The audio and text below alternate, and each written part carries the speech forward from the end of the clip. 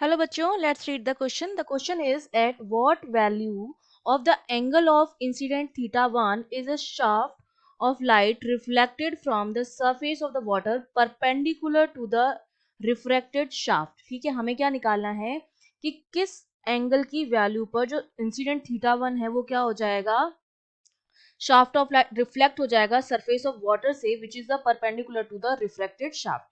ठीक है, तो देखिए इस क्वेश्चन को सॉल्व करने के लिए हमारा जो की कॉन्सेप्ट रहेगा वो हमारा क्या रहेगा. की कॉन्सेप्ट में सबसे पहले तो आपको पता होना चाहिए, अगर हम बात कर रहे हैं रिफ्रैक्शन की, तो रिफ्रैक्शन में क्या होता है, लाइट जो होती है वो एक मीडियम से दूसरे मीडियम में जाती है और उसका पाथ जो होता है अपने पाथ से क्या हो जाती है, डेविएट हो जाती है. ठीक है, डेविएटेड फ्रॉम इट्स पाथ.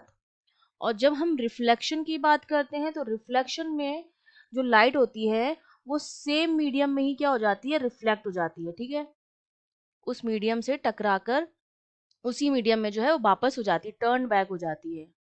ठीक है, और अब यहाँ पर इस क्वेश्चन को सॉल्व करने की हम लगाएंगे स्नेल्स लॉ, जो क्या कहता है, mu one sine i, i is the incident angle equals to mu two sine r, और आर आपका हो जाता है रिफ्लेक्टेड एंगल. तो देखो हमसे क्या कहा जा रहा है, हमारे पास वाटर की एक सरफेस है, ये मैंने सरफेस बना ली. ठीक है, इसके नीचे इस तरह से वाटर है हमारे पास. ठीक है, ये हमारा नॉर्मल हो गया इस तरह से. अब इंसिडेंट लाइट आई यहाँ से, इस तरह से एक लाइट रे आई यहाँ से इस तरह से, ये नॉर्मल के साथ जो एंगल बनाएगी वो हमारा क्या हो जाएगा, इंसिडेंट एंगल. इसको मैं थीटा 1 नाम दे देती हूँ. और ये ए रे यहाँ से आ रही है, ये हमारा नॉर्मल है. ठीक है, तो इसका कुछ पार्ट जो होगा वो तो रिफ्रेक्ट होगा. अब ये जो है वो यहाँ सपोज एयर है और ये वाटर है. ठीक है, एयर का म्यू जो होता है कम होता है, तो ये हमारा रेयर मीडियम हो जाएगा और ये मेरा डेंसर हो जाएगा. तो जब रेयर से डेंसर में जाएगी तो क्या हो जाएगी, टूवर्ड्स द नॉर्मल बैंड हो जाएगी. तो इस तरह से हो जाएगी. तो ये वाला जो एंगल मैंने मान लिया वो थीटा 2 है, जो कि आपका क्या है, रिफ्लेक्टेड एंगल है. ये लाइट यहाँ से, ये सी नाम दे दिया इसको, और ये जो है यहाँ पर ये ओ है. और कुछ पार्ट इसका रिफ्लेक्ट हो जाएगा, रिफ्लेक्ट इस तरह से हो जाएगा. ये पार्ट इसका क्या हो गया, रिफ्लेक्ट हो गया. ये वाला एंगल मैंने मान लिया थीटा है और ये यहाँ पर बी हो गया. ठीक है, इतनी सी बात आपको समझ में आ रही है कि ये जो है एंगल इंसिडेंट एंगल है, ये रिफ्लेक्टेड एंगल है, और ये थीटा जो है रिफ्लेक्टेड एंगल है. ठीक है, सेम मीडियम में वापस टर्न बैक हो गई तो रिफ्लेक्ट हो गई ये वाली.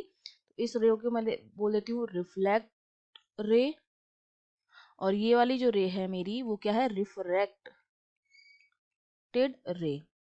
ठीक है, अब जब आप फिगर में देखेंगे तो आपको समझ में आ रहा है कि जो मेरा थीटा 2 है वो मेरा किसके बराबर है, ये एंगल जो होता है नॉर्मल के साथ सरफेस का वो परपेंडिकुलर होता है. और क्वेश्चन में भी कह रखा है that shaft of light reflected from the surface of the water perpendicular to the reflected shaft. तो perpendicular that means 90 degree, pi by 2.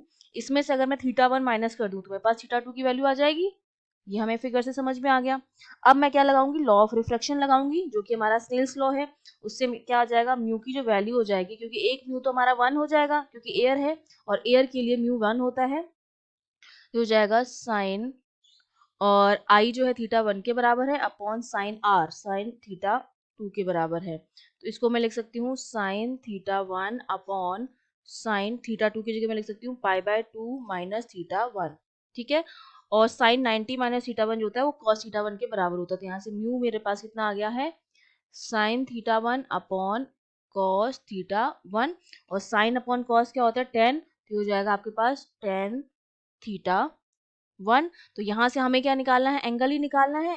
तो थीटा 1 की जो वैल्यू हमारे पास आ जाएगी वो हमारे पास कितनी हो जाएगी, theta equals to tan inverse mu. ये हमारे पास क्या आ गई, एंगल की वैल्यू आ गई है. I hope you understood well. All the best.